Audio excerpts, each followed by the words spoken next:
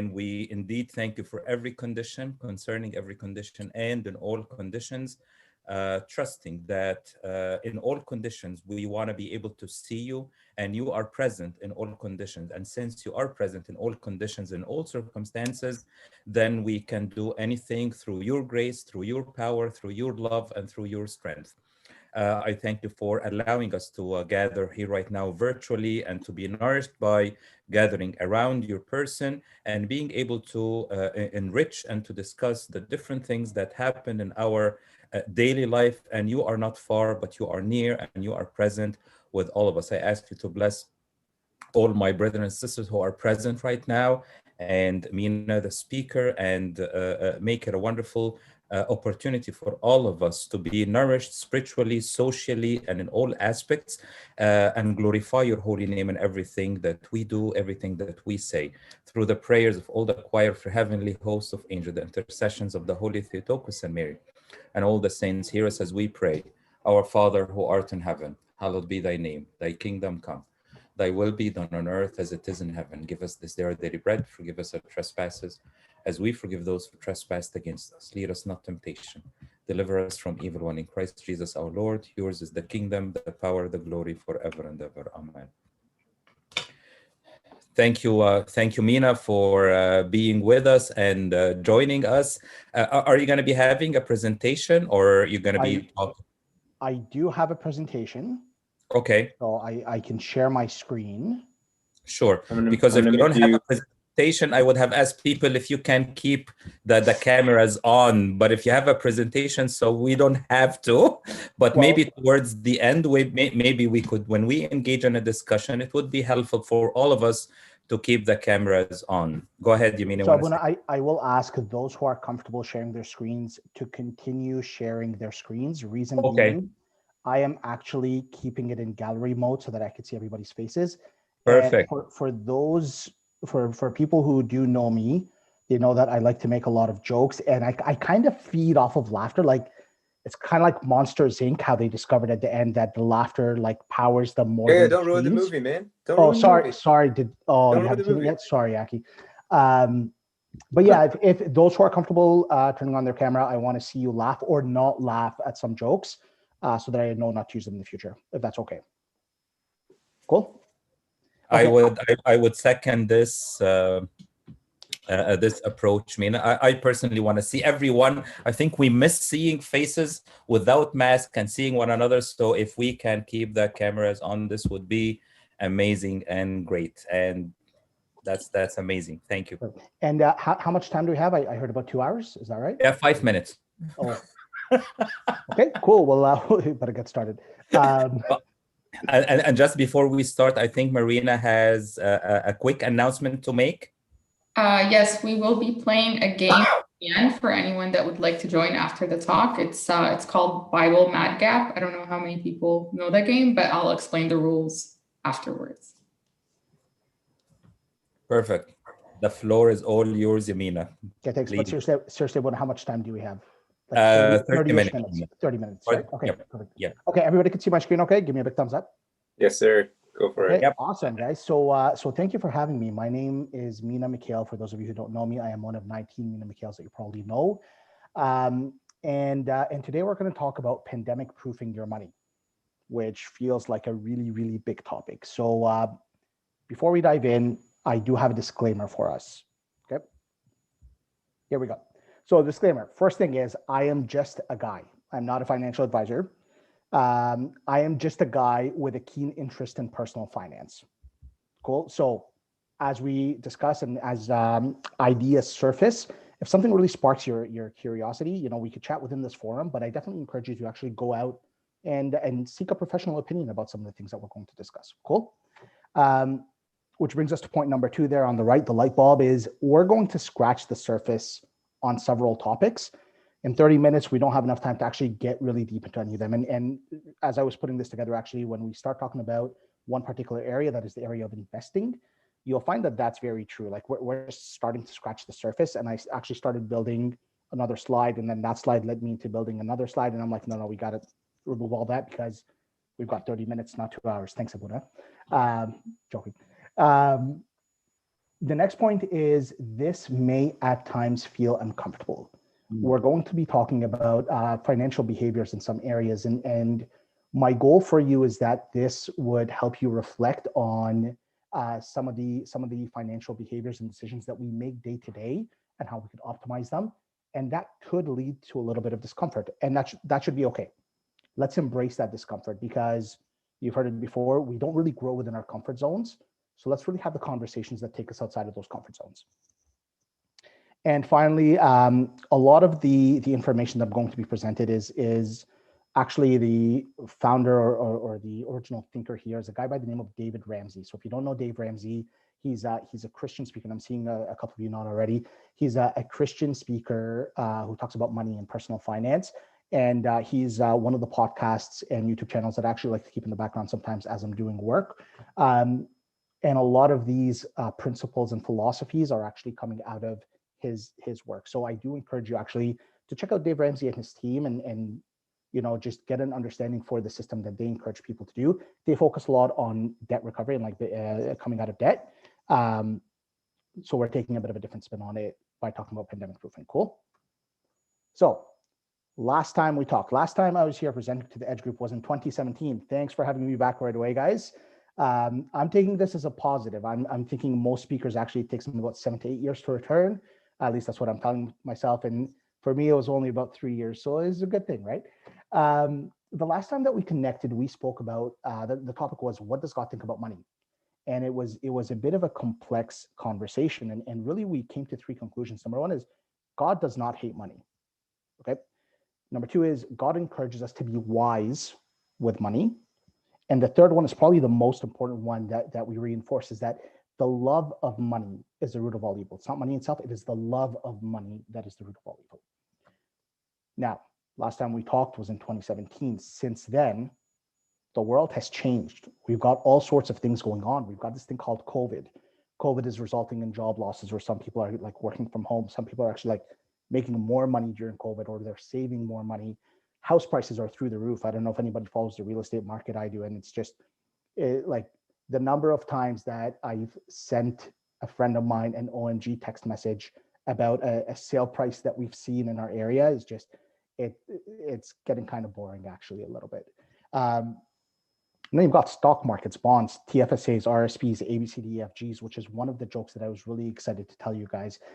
For anybody who's not too involved in different types of investment accounts, ABCDEFGs are not a real account type.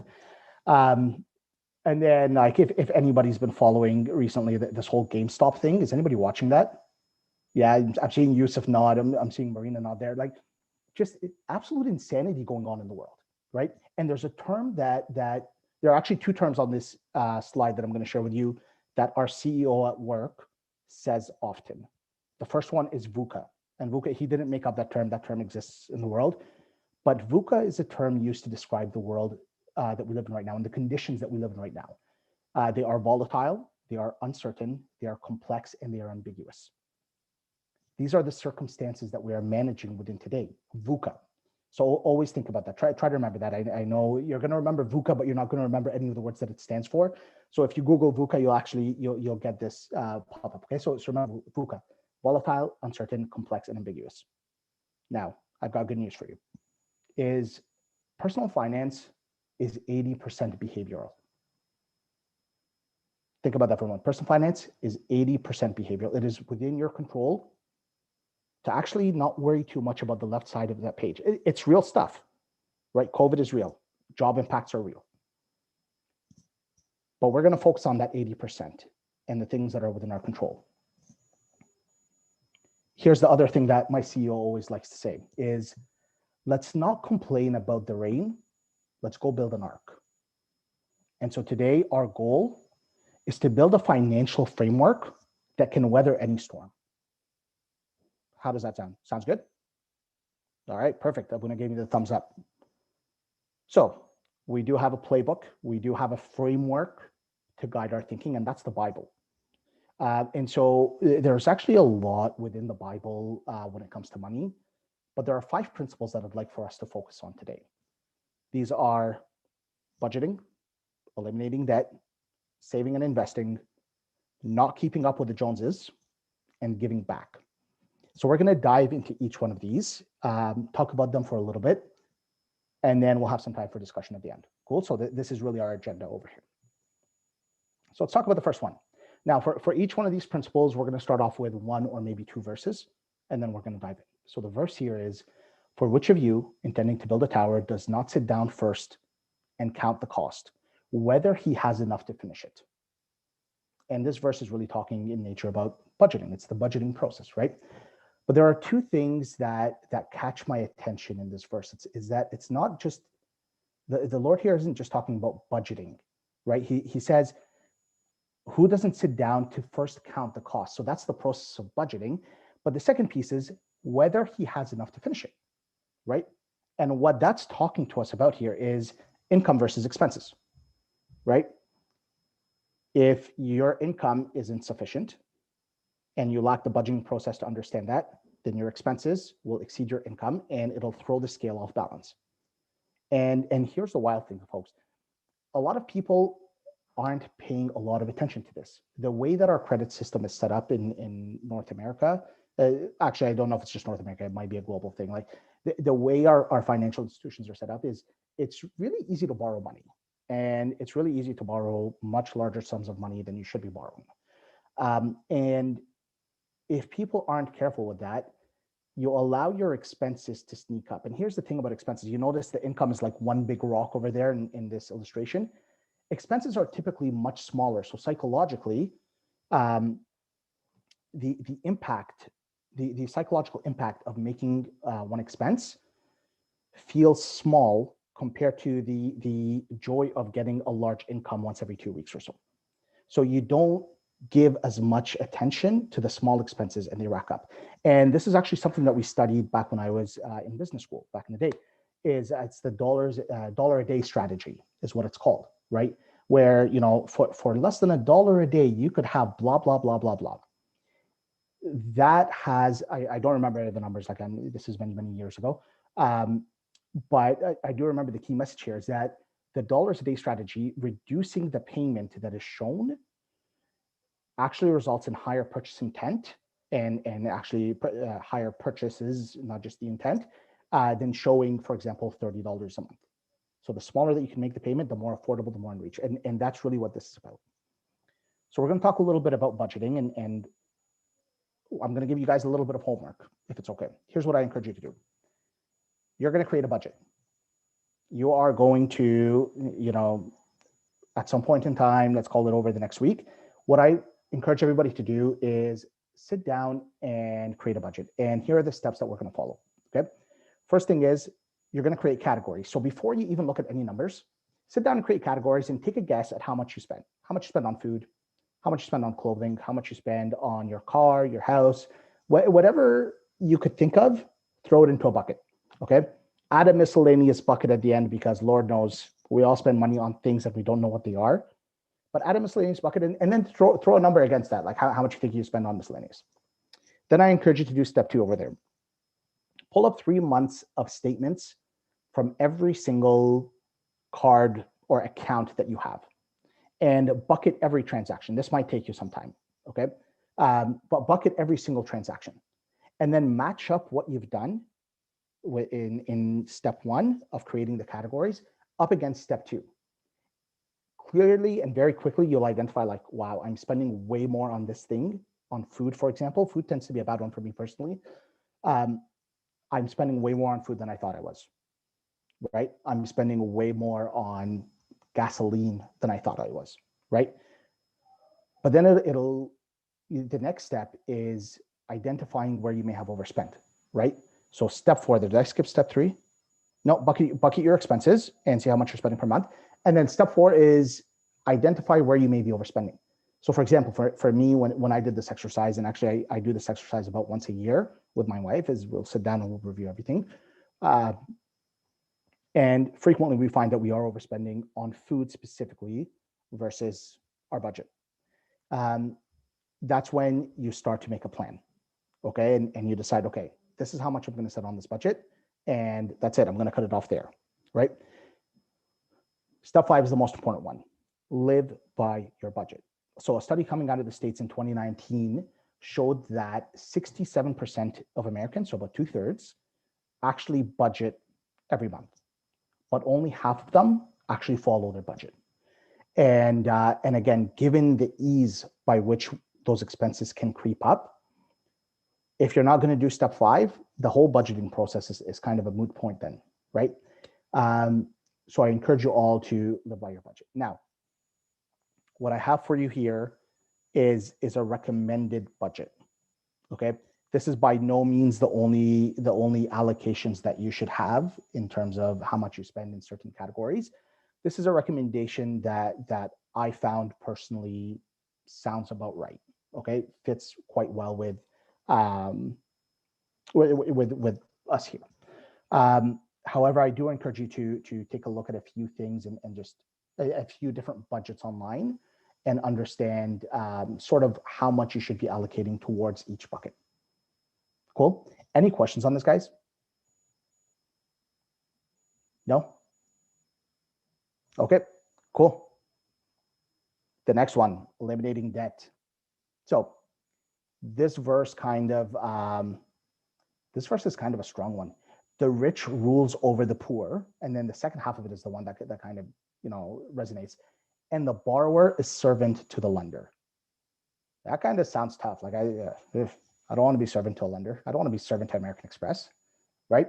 But again, it goes back to what we were talking about is it's so easy to borrow money. And here I have the credit cards because it's a lot easier to find their logos, but there are all sorts of credit services available that really prey on people who are looking to make ends meet, unfortunately. So for example, payday lenders are one example that charges something like 300%. If you actually do the math on the interest rate that payday loans charge, it's something like 300%, right? Credit cards are around 21%, usually 21 to 28%, depending on the card, depending on the history, all that stuff. It's not, it's very difficult to get ahead financially when you have a very constant pull away from your money going towards interest that you're paying. Okay. So there are 3 myths of debt that I'd like for us to talk about. And again, I'm picking on the credit cards, but it's not just the credit card. So here are the 3 myths of debt. First one is there's good debt and there's bad debt. Is this a myth? Any thoughts? I actually want to hear from you guys. I feel like I've been talking a lot, and frankly, I do need to take a sip of water. I want to hear your guys' thoughts. I believe it is a myth that there's good debt and bad debt. Debate me. Let's go. No. Yeah. I'll say that that's the truth. Why? For example, like having a house and having a mortgage, that's debt, but that's good debt because you're building equity. Okay. Anybody else?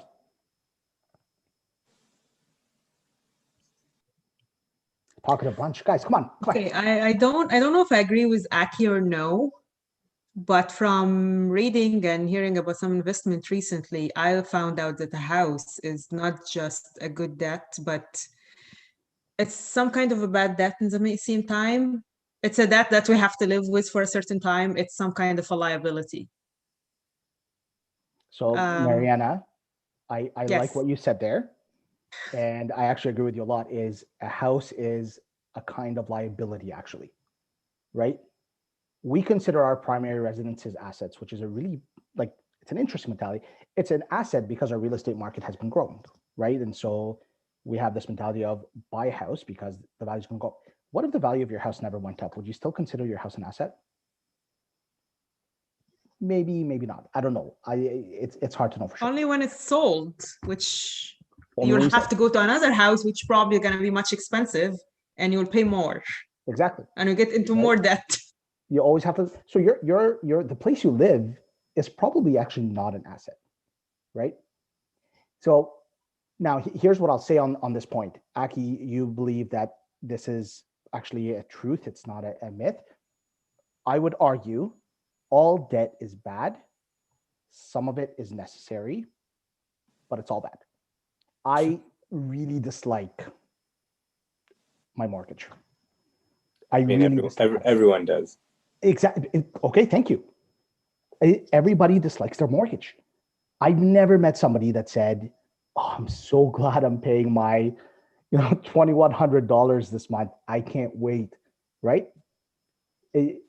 My conversation with my wife Heidi is constantly like, when we finish paying our mortgage, geez, that money is going to go towards blah blah blah blah blah and blah blah blah. And I'm like, geez, like like they say in Arabic, like we're still ways away, but it's shackles, right?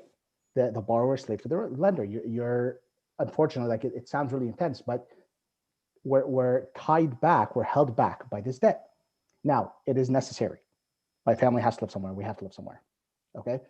OSAP is another example of a necessary debt, right? You need to go to school. You need to get your education. And if there are no other means to pay for school, yeah, take the OSAP and go to school, right?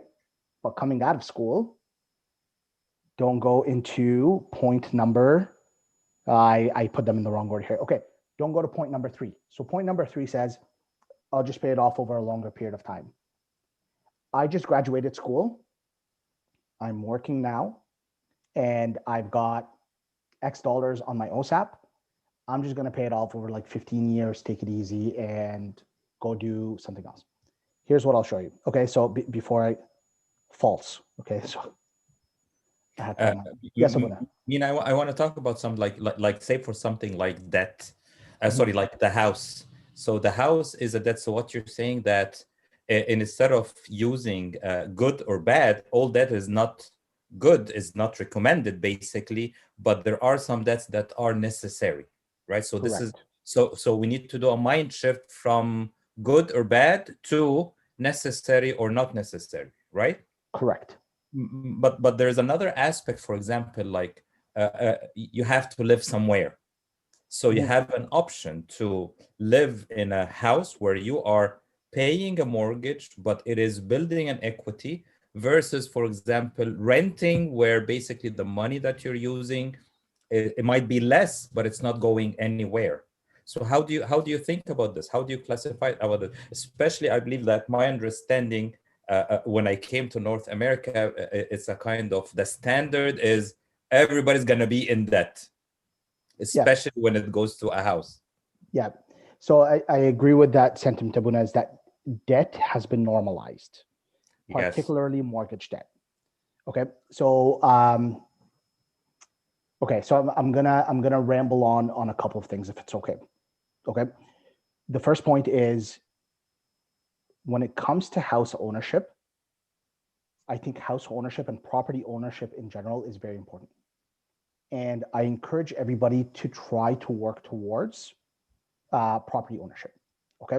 Not because our property values in Canada tend to appreciate. Frankly, I do think that our real estate market is, dare I say, a little bit inflated. Sorry. Okay. No, but reality is, I do believe our real estate market is slightly inflated, right? I don't believe people should be buying houses so that they could make money when they sell them. I believe people should be buying houses so that they could pay them down and eventually live mortgage free and rent free.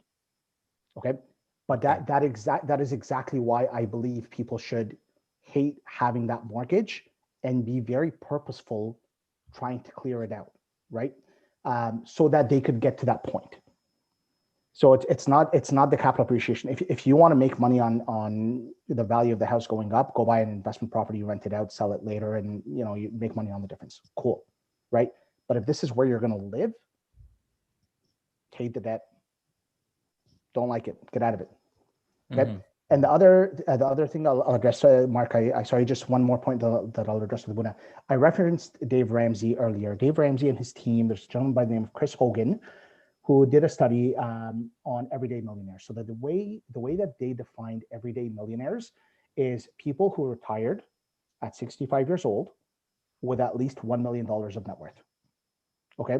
Not your ultra high net worth individuals. Like, we're not talking about like your Bill Gates, Warren Buffett's. We're talking about the guy who lives down the street, who has accumulated enough wealth to retire with dignity and comfort. And they looked at the average amount of time that it takes them to pay their mortgage. In that study of 10,000 plus participants, it was 11.2 years. That is the average amount of time that it took them to pay down their mortgage. Now, this study is coming out of the States where property values, there's a much wider range of them. You have markets like California or New York where they're much higher, and then markets like, I don't know, like maybe Nebraska or something. I don't know where it's low, Florida, but other markets where property values are much lower. So that's another data point that I want everybody to keep in mind when it comes to that mortgage piece and being purposeful to pay it down. Is there's actually research behind why it's important to pay your mortgage down quicker. Mark, you had raised your hand. Yeah, no, I was just going to ask, are you in principle too only talking about interest-bearing debt? I'm talking about all debt. So let me put something into perspective just to maybe get the conversation fueled a little bit. What if you were to purchase something at 0% financing? Yep. Well, it's not necessarily debt. It's the same purchase. It's just that when you go to McDonald's and you buy a $1.50 burger, you don't finance it, but you still buy it. Whereas when you buy a home for $500,000 or $1 million, you don't have the choice, to pay it off all at once. If you did, then it wouldn't necessarily be debt. It would just be a purchase. So I like where you're going with it. Let's remove homes from the equation because we've established that homes are somewhat necessary. We need to live somewhere. So that debt, although we don't like it, it's still bad debt. We've established it as necessary debt. But Mark, what about a car? Is financing a car at 0% interest, for example, is that okay? Like that's debt, but is it okay? I'd actually like to argue that, yeah. I mean, you need that car to go make money so that you can have some sort of life, some sort of earnings, right? Sure. So if I would only consider debt, and this is just my perspective and I could be completely wrong, but I would consider bad debt, any debt that's interest bearing, that's beyond the ROI for what it is that you're using that asset for. So whether that's a car or a home or whatever, if the interest that is on that asset is too high and it offsets the ROI that you're making, and you're living month to month with your paycheck or paycheck to paycheck, as they like to call it, because you're trying to pay off this mortgage, maybe this isn't the right idea, right? Yeah. That's kind of what my mentality is. If I don't have a car, I can't go to work. Right. I'll give you another example. Microsoft offers you financing on your computer, right? So you say, okay, I'm a student, I can't afford a computer for $1,500, but what I will do is I will go to Microsoft, finance this computer as a student at 0% interest for 1 year, 2 years, whatever it is. Apple does the same thing, right? Because things are getting just a little bit too expensive for people to deposit the cash. Let me ask you a question. Why do you think they offer 0% interest? I'm not quite sure. Sometimes it's just to be able to make the sale, I guess. if they're not making any money on their money. It's to enable, and again, keep in mind one important thing. This is my opinion. Like I'm in by no means a professional here. So we're two guys talking right now, okay, or a group of people talking. It is to make the product more accessible to more consumers. Okay. There's a group of consumers in every market. There will be a group of consumers for which the product is out of reach. And once you make that product available to those consumers, you've now expanded the overall market that you could reach with your product. If you can't afford a computer, for example, from Microsoft, and you're going to finance at 0%, cool. That computer probably costs more than a different computer that you could go out and buy, maybe a used computer, I don't know, maybe something else, for probably a fraction of the cost. And so what actually ends up happening with 0% loans and with credit cards is they enable us to spend more than we would have spent otherwise. So I'll give you guys an example. My wife and I in 2015 went and bought a brand new car. Okay, we bought a Hyundai Tucson, and it was a cool car. It was like a really nice car. It had all the options. But here's what we did. We went and we sat down with the guy, and it was going to be 0% over 7 years. We're like, oh my God, these payments are nothing. Okay, so we loaded the car up. Like we went in with the idea of like, okay, Heidi's car right now is not the greatest. We want to put her in something better. We plan on having kids soon. Cool. Here's an opportunity because Hyundai is trying to clear out these 2015s because they're redesigning 2016. Awesome. $4,000 off. Awesome. 0% financing. Let's go. Nav, leather, sunroof, everything. And then we walked out buying a whole lot more car than we ever intended to buy going in. And this is the effect of things like 0% financing. This is the effect of paying by credit card or by watch. Oh my goodness. Guys, the watch is terrifying me. The ease with which you let your money go, just tap it and forget about it. It's incredible. Our payment system is evolving to make it easier and easier for you to part ways with your money. And unless you are very careful not to allow debt to creep up, things like 0% financing and interest, high interest loans, they will creep up on you. And Mark, I'm going to address with one more point here, not to belabor it, but you're focusing on the interest component, right? But there's also the payment, the principal payment, right? Interest rates right now are super low on mortgages. People are spending way more on houses. They are forgetting that they are actually indebting themselves to the tune of like over $1 million. You owe $1 million, whether or not you're paying the interest on it, right? And that needs to be the mentality. The interest is one very important piece. Cool. But the amount of money that you're actually taking on, that's the part that people forget. Next time you guys go buy a car, don't talk to the salesperson about your monthly payments, because they will always go to the monthly payments or the bi-weekly payments even. Tell you, yeah, the payment's only $203 bi-weekly. And they're like, oh, $203 bi-weekly, that's nothing, right? Talk to them about the total price of the car. They'll get uncomfortable doing it because they're trained to sell the other way. Good chat, guys. Good chat. In the interest of time, let's keep going. And I will leave you with this when it comes to the topic of interest. The importance of paying debt off as soon as possible.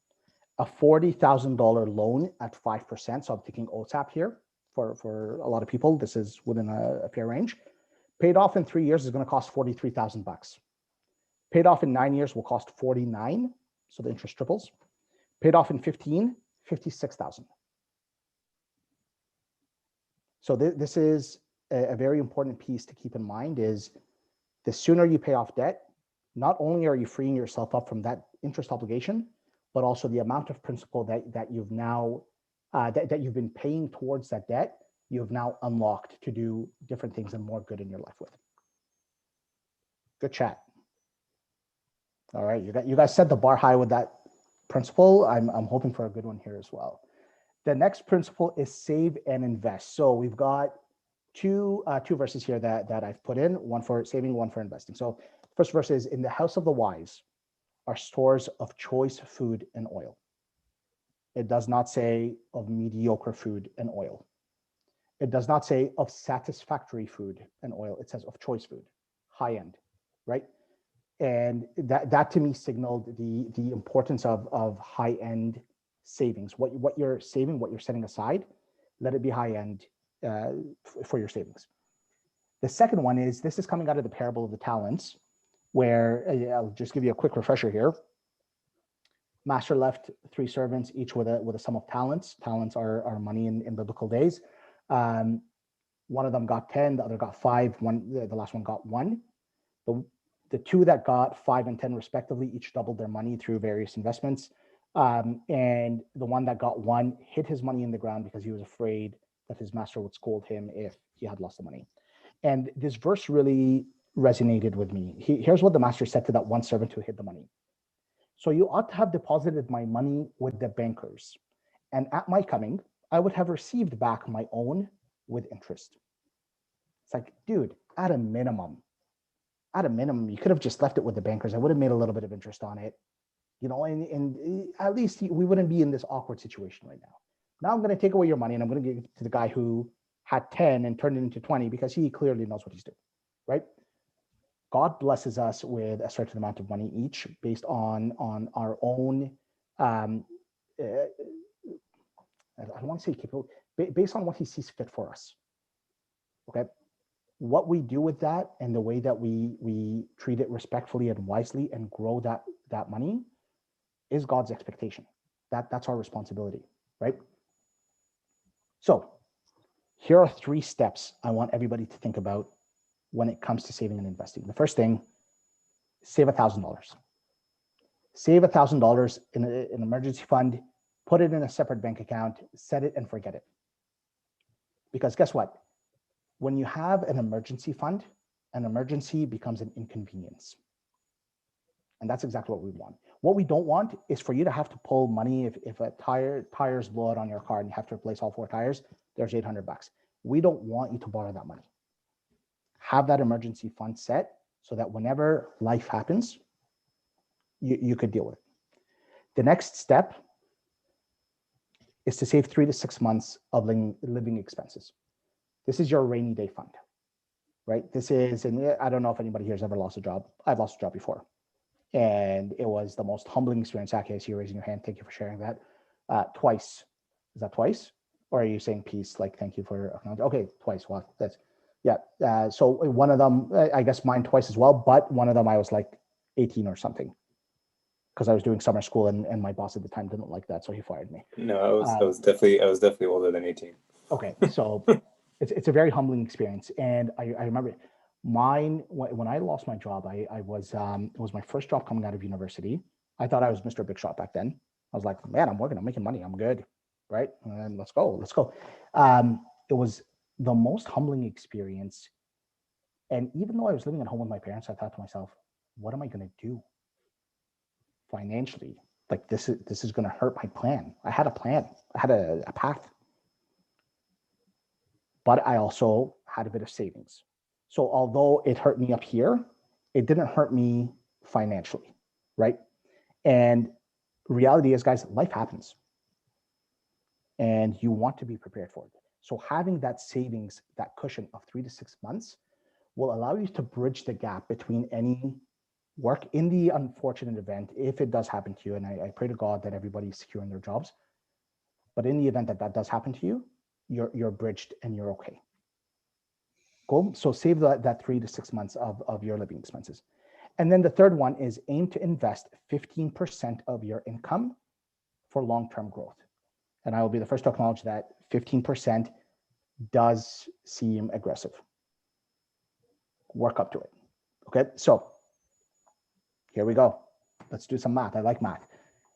If you invested $100 a week, this is how much money you'd have by age 65, depending on when you started. So if you start at age 40, Aki, for you and me, that's like right around the corner, right, buddy? So if you start at age 40, so funny. If you start at age 40, $100 a week, I think I did this at 7%, is going to add up to $352,000. If you start at 30 years old, that's going to add up to $769,000. And here's the one I really like. If you start at 20 years old, about $1.59 million. Albert Einstein. Okay, if you guys are going to listen to me, cool. I gave you the disclaimer, I'm just a guy. But Albert Einstein is a lot smarter than I am. So here's what he said about compound interest. He said, compound interest is the 8th wonder of the world. Lucky are those, actually, no, I'm going to butcher the quote. Maybe Google it. It's something like, lucky are those who know how to earn it, and unlucky are those who have to pay it. Something like that. Okay, the poor man. I just, let me describe to you guys the theory of relativity. I'll butcher that too. I'm kidding. Guys, you have to laugh when I tell jokes. I can see your faces, don't forget. Thank you, Yusuf. I have higher expectations of you, Yusuf. So I encourage everybody to look at their options for investing. We could have an entire 8-hour session. We could have like an entire 8-hour session on investing alone. And actually I had started putting together a slide on like different ways to invest and like different types of accounts. And I realized, man, oh man, like we're going to be, this is going to go way over 30 minutes. Actually, I think we might be just at time. Okay, let's fly through this, guys. Any questions on saving and investing? Nope. Okay, cool. The next one, I like this one. Don't keep up with the Joneses. And there's a reason that I added so many is to the Joneses, because they have more. There will always be people who have more, and there will always be people who have less. Okay, but do not be deceived. Evil company corrupts good habits. And this verse maybe is a little bit harsher than the message that I'm trying to get across. It's very easy to get caught up in what has been normalized. And keep that word in mind, normalized. Okay. I'm not saying that this is a conscious activity that we're keeping up with the Joneses, right? But this is a quote. Either Dave Ramsey or Will Smith said this. I've seen them both quoted with the same quote, so it's hard to know who actually said this, but it's a funny quote. It says, "People buy things they don't want with money they don't have to impress people they don't like," and it's just a reminder, like, what are we doing, right? Like sometimes we really do this, right?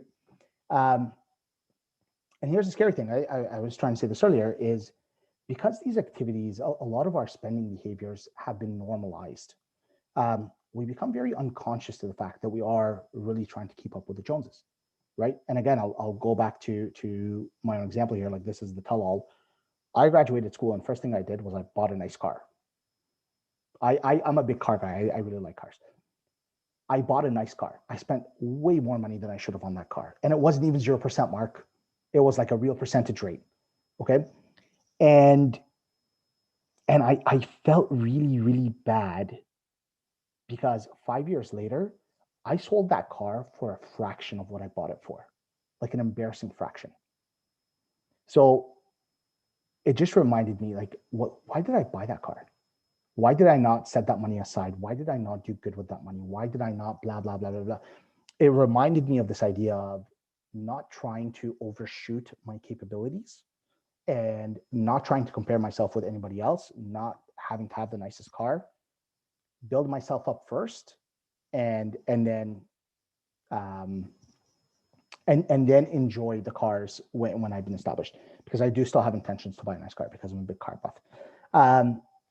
And here's the pressure test I want everybody to keep in mind is ask yourself, if nobody will ever see the thing that I'm buying, is it still worth buying? Do I still want to buy it? If nobody was going to see the nice car that I bought, did I still want to buy it? Maybe, but probably not. I don't know. I mean, it was kind of fun, like having my friends in it and you know, driving like a goofball, right, and getting a few tickets. But if they weren't going to be there to share that experience with me, or if I wasn't going to be that guy who had the nice car, did I still want it? Maybe not. So ask yourself, pressure test your decisions. If nobody's going to see this, do I still want it? If nobody's going to see this upgrade that I'm about to put into my house, do I still want it? These really fancy shoes or you know, I don't know, purse or whatever people are buying nowadays, do I still want it, right? If the answer is yes, budget for it, go buy it. But budget for it, plan.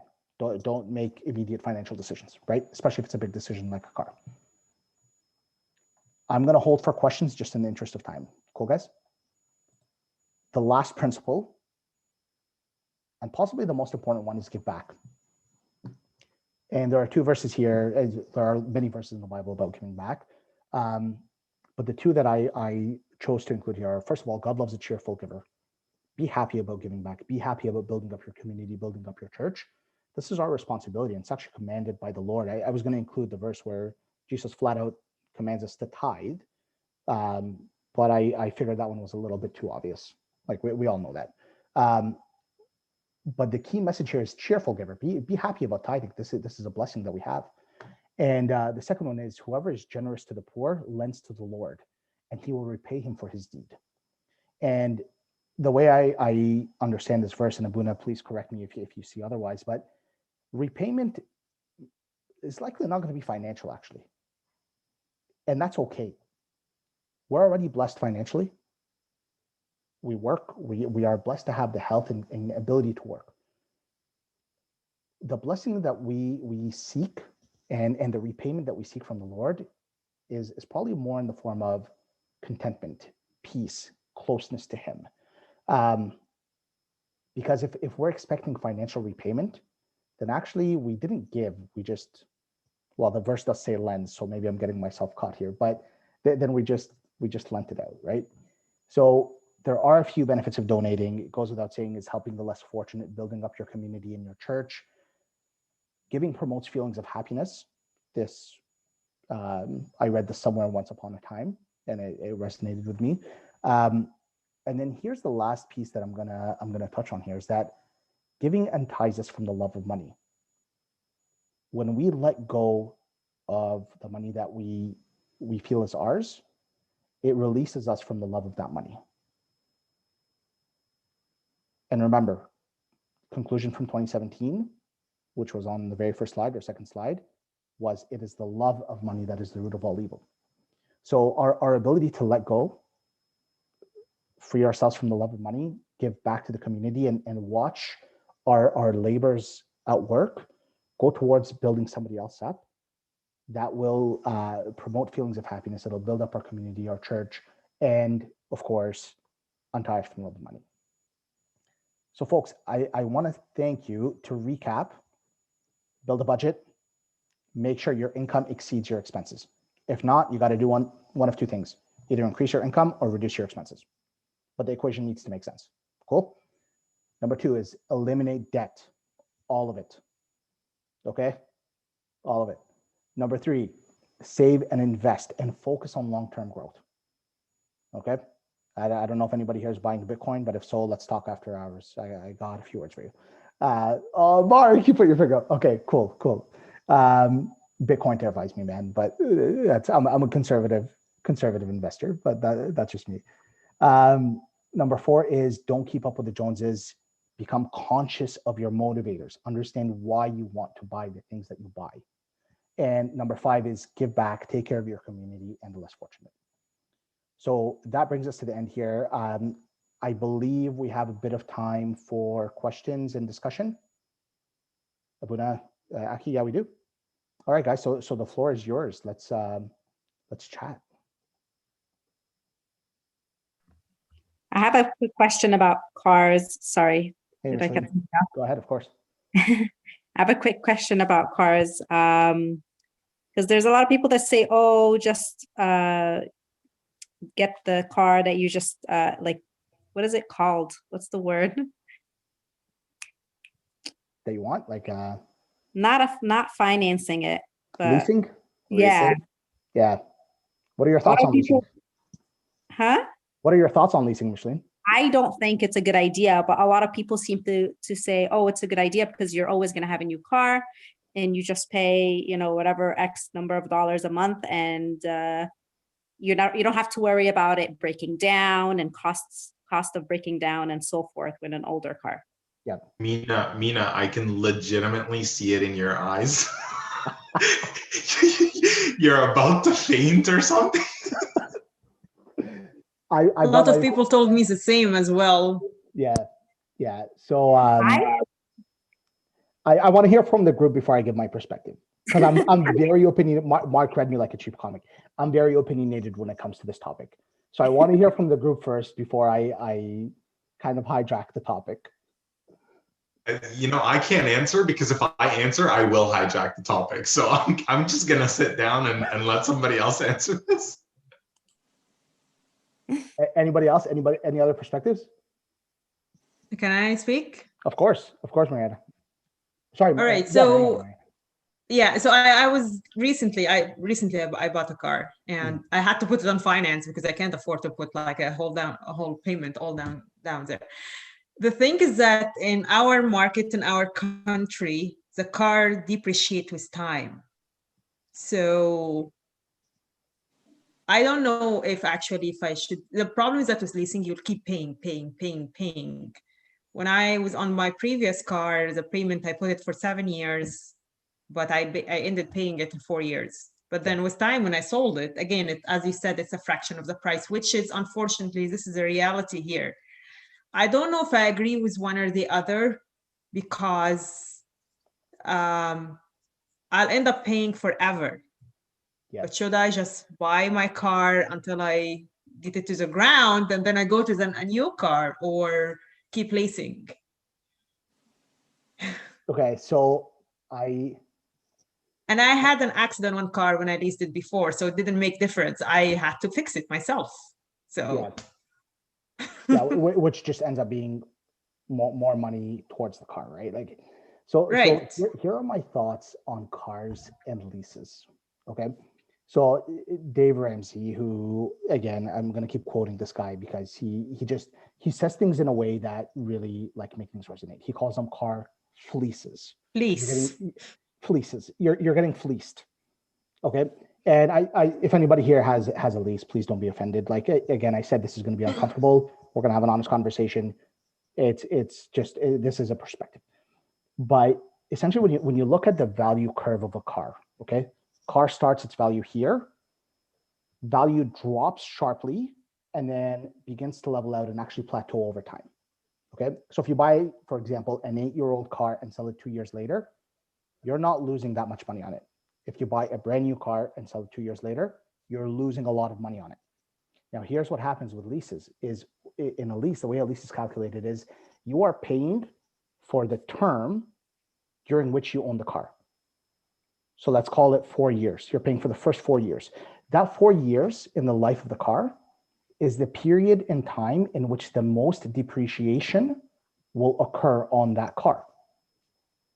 So you are paying for the most expensive time period in that car's life. And then you're giving it back.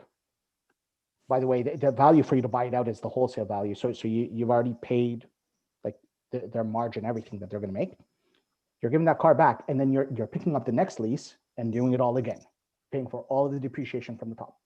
Right now, a few years ago, I was transitioning jobs within my workplace. Okay, so I for those of you who don't know, I'm in sales. I got a company car. Okay, I was a junior sales manager, and then I transitioned into a customer insights role, and then they were going to take my car away. And I was like, I'm going to have to buy a car for like a year and a half. What am I going to do? Am I going to lease? Am I going to finance? Am I going to buy a used car? So I did a bunch of research. What I ended up doing was actually buying like a really, really used car because I knew that I was going to sell it. So for me, it was like buy an 8-year-old car that I'm going to sell 2 years later and lose a little bit of money. But in my research, I actually did a whole bunch of math and read a whole bunch of reports. And the financially, the best time to buy a car is actually about 2 years old and get rid of it around year 8. If you look at the value curve and the depreciation curve, around year 2 is when a lot of depreciation has already occurred as a percentage. And the car is still good as new. There's still warranty on it likely at that point. Within that 4 to 6 year period, around the 8-year mark is when majority of cars begin to break down and maintenance costs begin to come up on the curve. So you want to get rid of the car before year 8. Now, it's actually harder to buy a used car. It takes a lot more work, a lot more research. It's a lot easier to walk into a dealership and just buy a brand new car.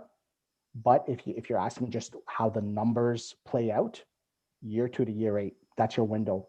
That's the value window in a car's life. That window may change. If you're talking about a Toyota, that the window actually could look very different than like, I don't know, like a BMW, which actually depreciates much faster in the first few years, right? Or luxury cars in general tend to depreciate much faster in the first few years. But generally, it's around year 2 to year 8. That's the value window.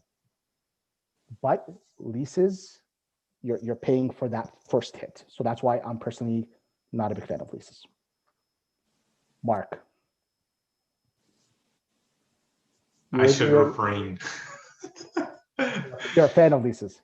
No, I think there's a type of purchase for every person, depending on what they're looking for. What is the value that they're looking for, right? There are some people who say, you know what, I get leases because I'm not a car girl or a car guy, and I just want something that within the first 4 years, it's in warranty.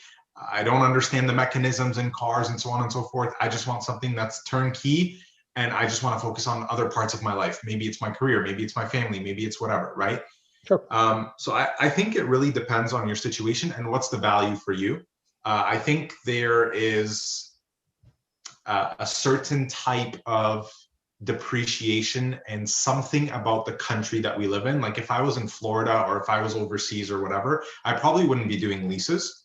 But there's something about having a car in the snow with the salt, with the rust, with the whatever, that makes you want to change your car more often because it deteriorates a lot faster. I'm not opposed to leasing as much in a cold climate as I am in a warmer climate. In a warmer climate, your car can last you 10 years very easily.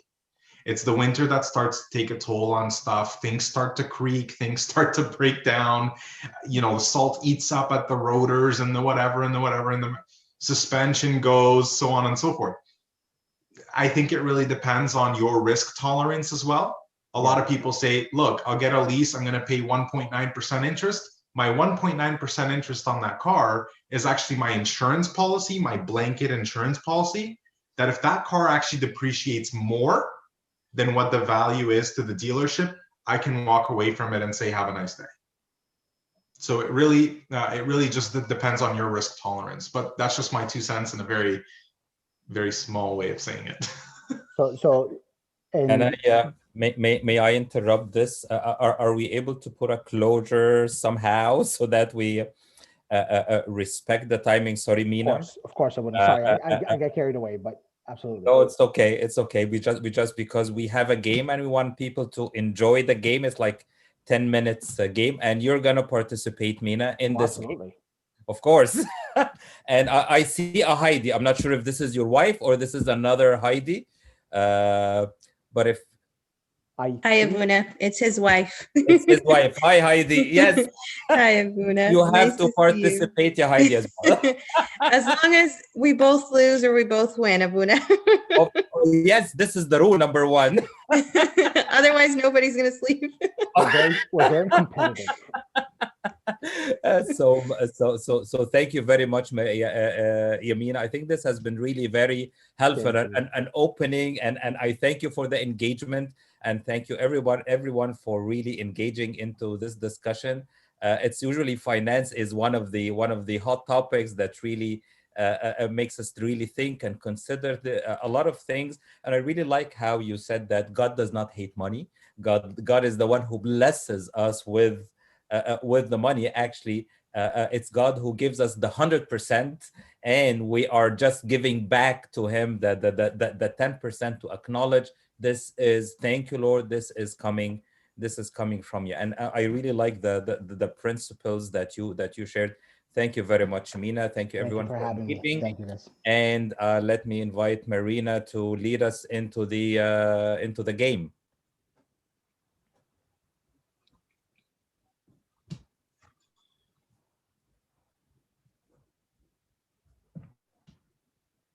All right, can everyone see my screen at this point? Yes. Perfect. Okay, so I will. Guys, let's be competitive. And I want to hear and see the competitiveness. I'm competitive myself when it comes to game. So I don't know how many people are familiar with the game Mad Gap. It's pretty much where the phrases don't really make sense, but you're supposed to sound them out, and it's supposed to come up with an actual phrase. So these are all Bible related.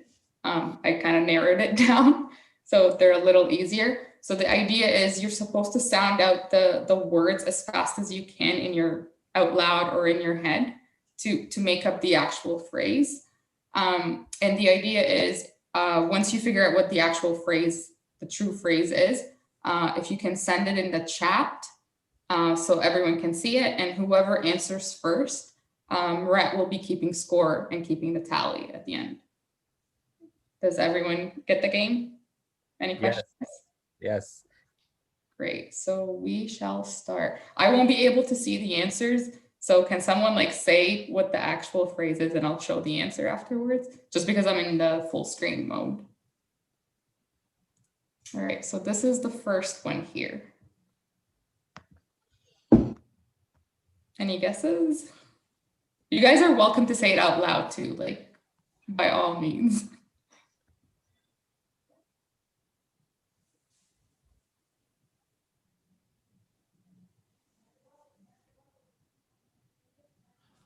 Wow, this is challenging. Is it David and Goliath? Yeah, you Yes, Yusuf. Nice. So I'm asking Murat to just keep score, if that's okay. Yeah, I'm keeping score. Awesome, thank you. All right, next one. So yeah, this is the answer right here. Next one.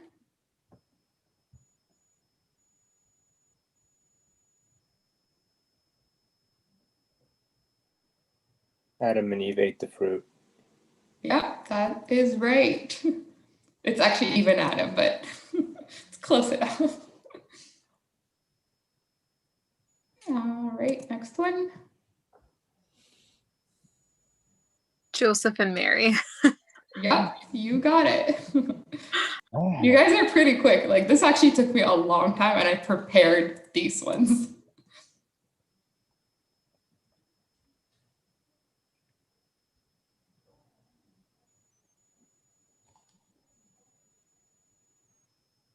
You're muted, Micheline.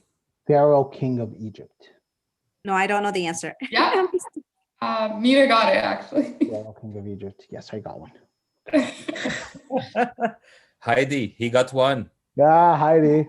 I know, I'm trying to Buna. You have to Next get this one.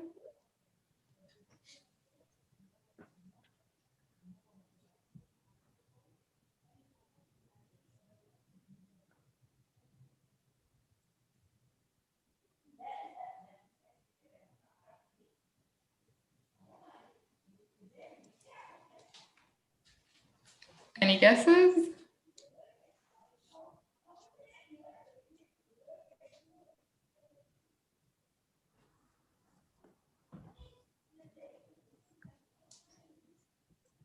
No? Is it too hard? No one? Maybe when we know the answer, it might become clear. I'm really bad at this. Like It's inside the fish, don't afraid. Ah, All right, next one.